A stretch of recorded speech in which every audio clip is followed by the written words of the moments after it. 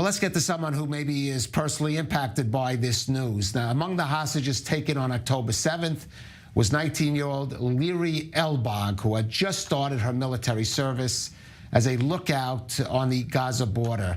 Now, Albag was one of 4 young female hostages, along with Agam Berger, Daniela Giboa, and Karina Aryav, who was seen in a prisoner's video released by Hamas in January. And as a result, she has become one of the most publicly known, recognized captives in Gaza now. And joining us now, again on I-24 News, is Tamir Rahamim, a cousin of Liri Albag. Thank you for joining us, Tamir. Tamir, first, let me just preface my question by saying you're here. I don't expect you to speak for all the hostage families. Even among them, there's disagreements about tactics. And so it's understood that you're speaking on your own behalf and your feelings endangered by how you feel about Liri. Your reaction, just first of all, to this evening that Israel, unlike the talks that were held in Cairo, where the government decided not to send a delegation, breaking news this evening, they are sending a delegation to Paris this weekend to try to continue talks towards a new hostage deal. So basically, for everyone who doesn't know, I'm the CEO of a startup. So basically, in those days, we're raising funds, and I do a lot of negotiations. One of the core principles in negotiations is to have a fair and respect perspective of the other side. And so far, Hamas and the Qatari and a lot of the mediators, convoys actually weren't very fair toward the Israeli perspective. I mean, we have the right to have our citizens back at their homes. We have the right to have security for our basically whole citizens and army force.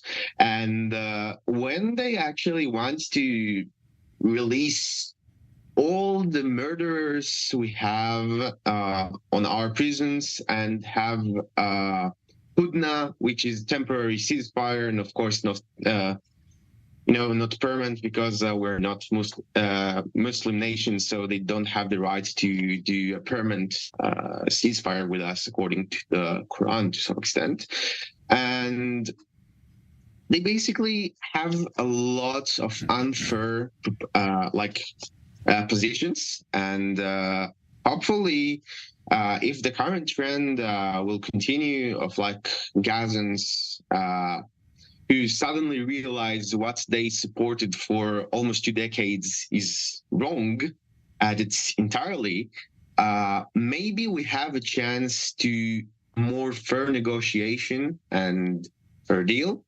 And I think that we need to come to negotiations from the point of strength, not point of weakness or desperate will to do things and get things done, because that's will bring the opposite.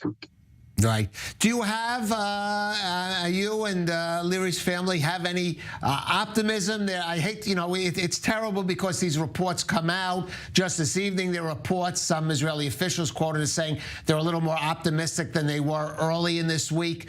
How do you balance that, you and your and the family, towards temper your expectations? Of course, more than anything else, you want to see Liri home, but you're realistic about what the circumstances. And yes, as you mentioned, the people that Israel is dealing with and negotiating with. Well, first of all, I actually wanted to start my talk today about them, but I send my most deepest regards to Ellie and Shira, Liri's parents, Ronnie, Shai, and Guy, her siblings, and of course her partner Nir, which actually is a great demonstration to show how compassionate and good Liri is. About the optimism you mentioned earlier, of course, as you know, in any negotiation on any basically uncompleted process, you need to be very careful with how you convert your hope and efforts, because when you try to be too optimistic, and it could be devastating when it falls apart. It happens to me a few times business-wise, and of course, when it comes to the life of my cousin, it's even harsher.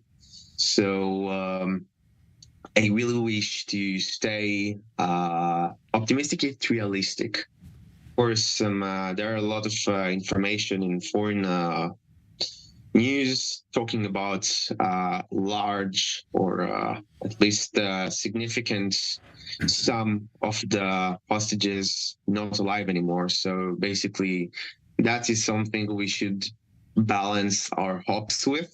And when you don't expect the good, everything you will get would be better. That's what I learned personally. Of course, that's my perspective alone. Right. Well, let's hope for the best, and that Liri will be returned to her family, along with all of the other hostages still being held in Gaza. Tamir Rahamim, thank you for joining us on I-20. Thank you for having me. Have a lovely night.